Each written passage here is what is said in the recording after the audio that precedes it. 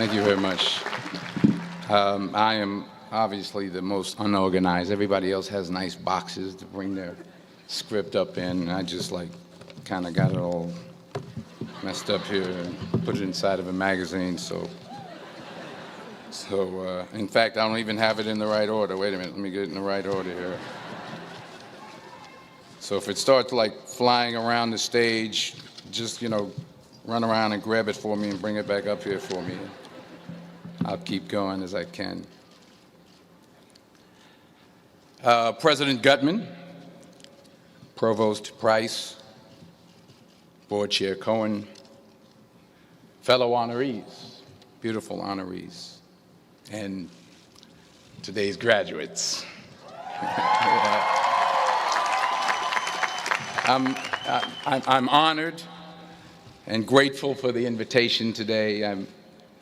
It's always been great to be on the Penn campus. I've been here before a lot of times for basketball games. My son played at the Palestra, played on the basketball team. Yeah, that's right. He played on the basketball team. Coach didn't give him enough playing time. We'll talk about that later.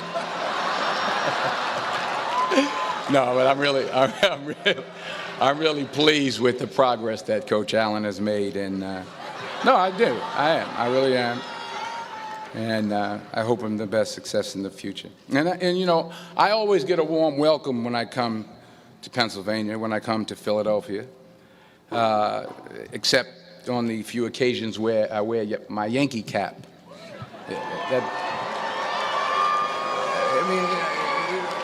What's wrong with that? I can't suddenly just switch up and wear a Philly cap. I mean, it's like taking your life in your hands around here when you wear a Yankee cap. I'm telling you. I met a couple of guys and they were like, "Hey, we love you, Denzel, but you walking around with that hat on. We don't care who you are." So you'll be happy to see that I'm not wearing my Yankee cap today.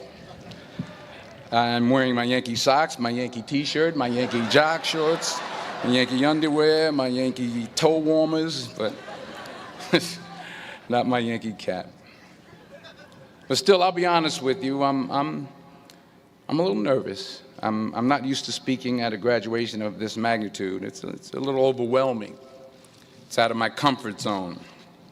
You dress me up in army fatigues or throw me on top of a moving train, as someone said, unstoppable, or ask me to play Malcolm X, Reuben Hurricane Carter, or Alonzo from Training Day. I can do that. But a commencement speech, it's a very serious affair, and it's a very different ball game. There are literally thousands and thousands of people here. And for those who say, well, you're a movie star, millions of people watch you and watch you speak all the time, well, that's true. That's technically true. But I'm not actually in the theater watching them watching me. I think that makes sense. I mean, I'm not there when they call for a fidget around or pull out their iPhones or text their boyfriend or scratch their behinds or whatever it is they're doing in the movie theater. But from up here, I can see every single one of you. And that makes me uncomfortable. So please, don't pull out your iPhones and don't text your boyfriend until after I'm done. Please. If you have to scratch your behind, I understand. Go ahead. I was thinking about this speech, what I should say. I figured the best way to keep your attention would be to talk about something, really like juicy Hollywood stuff. Like, I thought I could talk about me and Russell Crowe getting in arguments on the set of American Gangster, but I said, no, you're a group of high-minded intellectuals, you're not interested in that. Or maybe not. I thought about a private moment I had backstage with Angelina Jolie in a dressing room after the Oscars. But I said, no, I don't think so. This is an Ivy League school, and Angelina Jolie half naked in a dressing room. Who wants to hear about that? No one. This is Penn. That stuff would never go over well over here. Maybe at Drexel, but not over here.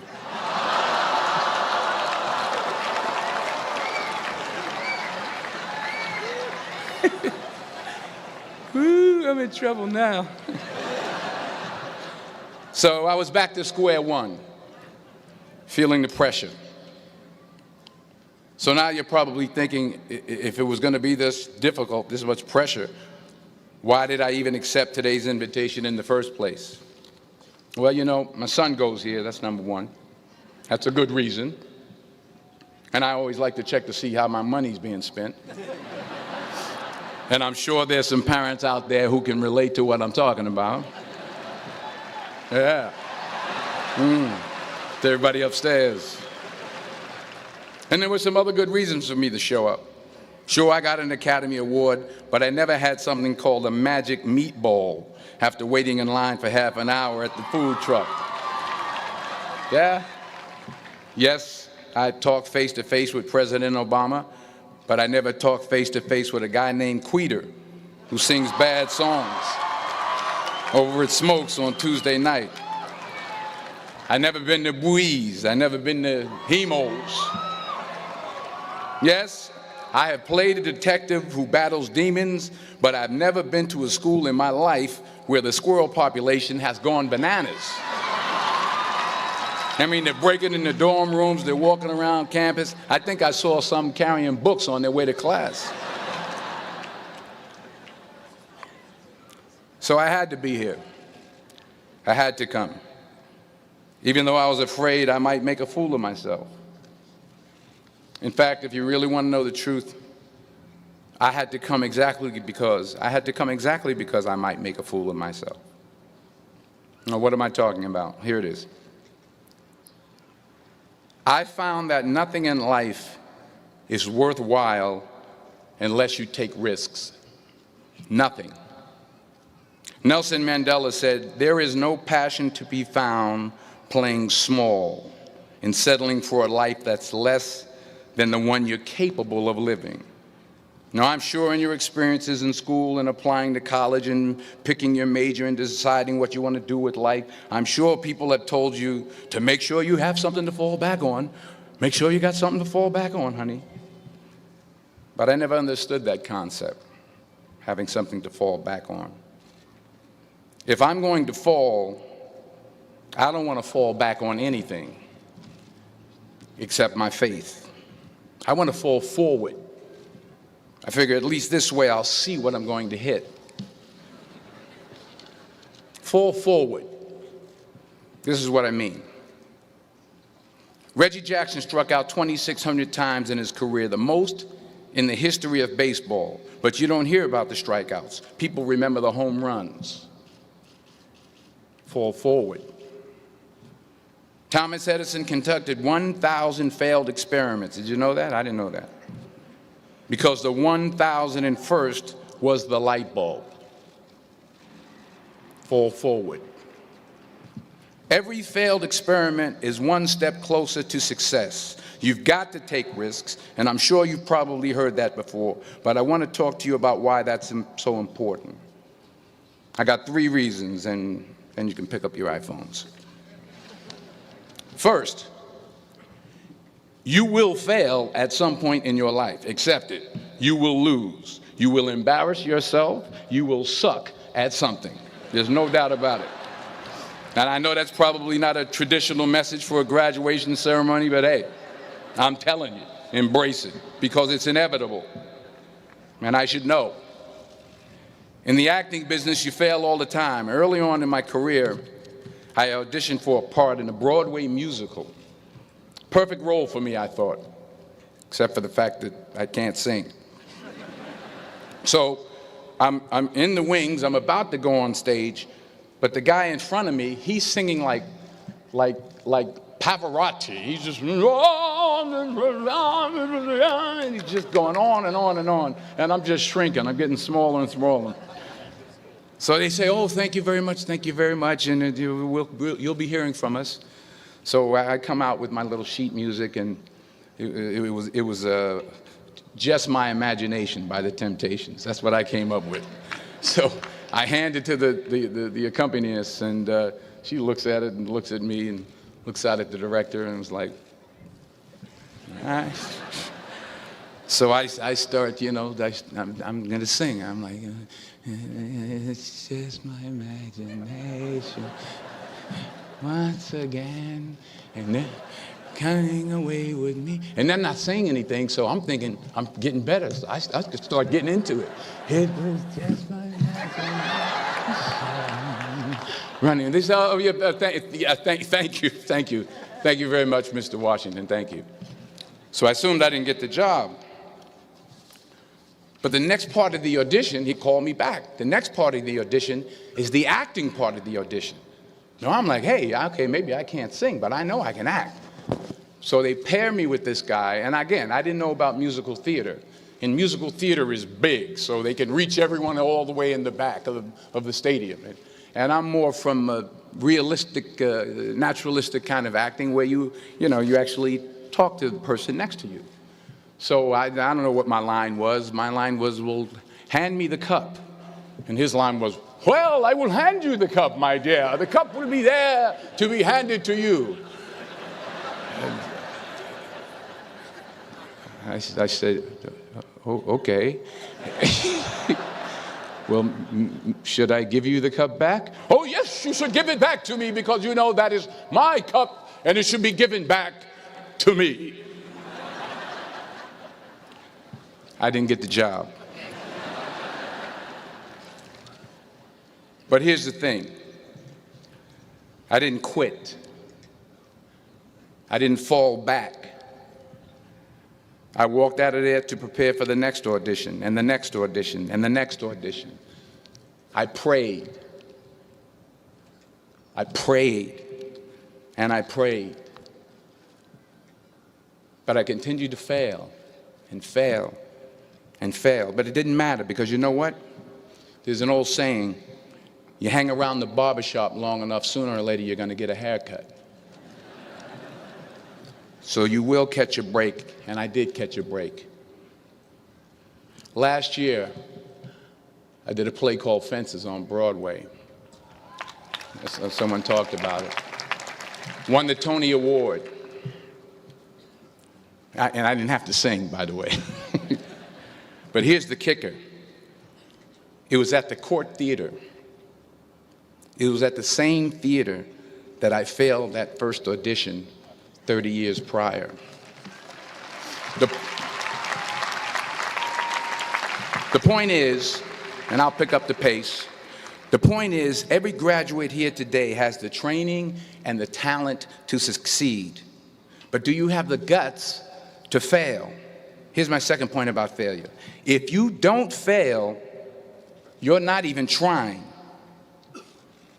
I'll say it again. If you don't fail, you're not even trying. My wife told me this great expression. To get something you never had, you have to do something you never did.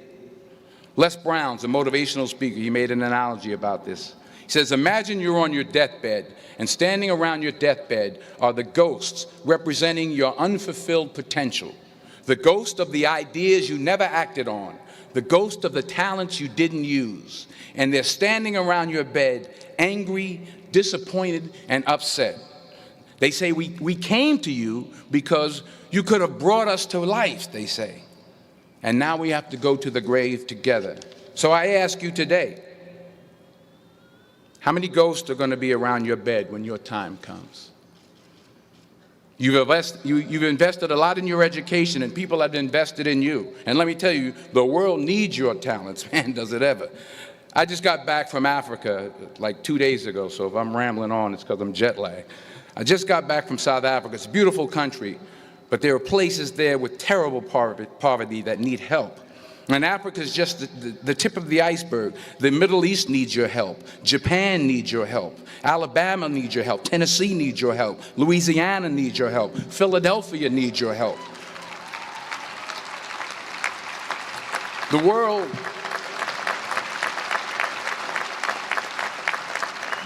world needs a lot, and we need it from you.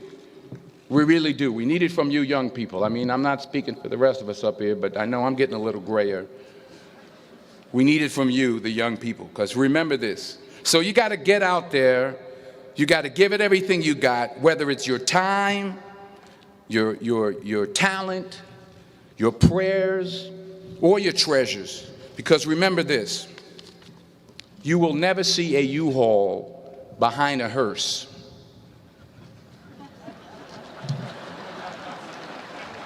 I'll say it again. You will never see a U-Haul behind a hearse. You can't take it with you. The Egyptians tried it, and all they got was robbed. So the question is, what are you going to do with what you have? I'm not talking about how much you have.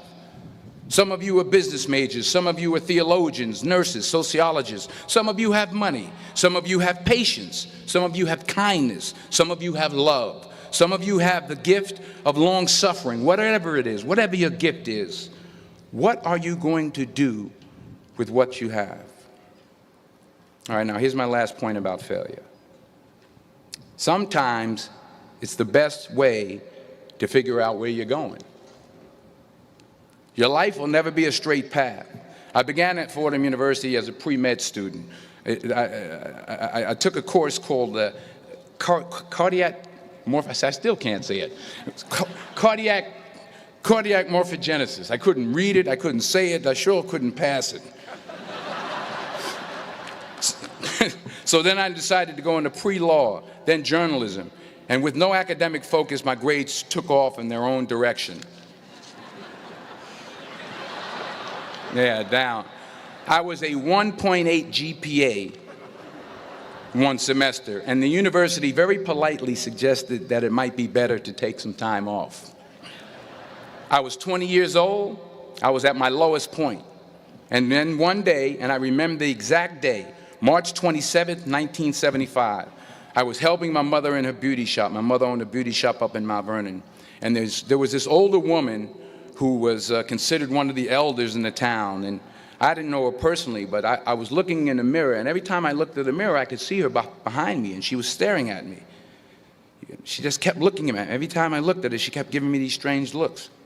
So she finally took the dryer off her head and she said something I'll never forget. First of all, she said, "Somebody give me a piece of paper. Give me a piece of paper." She said, "Young boy, I have a prophecy, a spiritual prophecy." She said, "You are going to travel the world and speak to millions of people." Now, mind you, I'm 20 years old, I'm flunked out of school. In fact, like a wise ass, I'm thinking to myself, maybe she's got something in that crystal ball about me getting back into school next fall.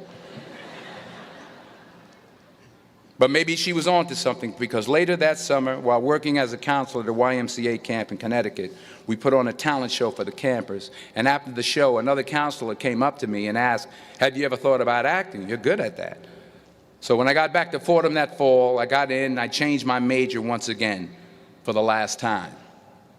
And in the years that followed, just as that woman prophesied, I have traveled the world and I have spoken to millions of people through my movies. Millions who up till this day couldn't see me, who up till this day I couldn't see while I was talking to them, and they couldn't see me, they could only see the movie. They couldn't see the real me. But I see you today, and I'm encouraged by what I see. And I'm strengthened by what I see. And I love what I see.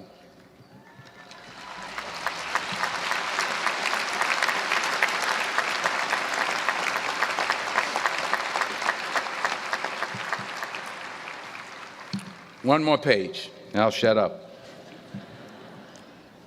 Let me conclude with this one final point, and actually the president kind of brought it up. It has to do with the movie Philadelphia. She stole my material.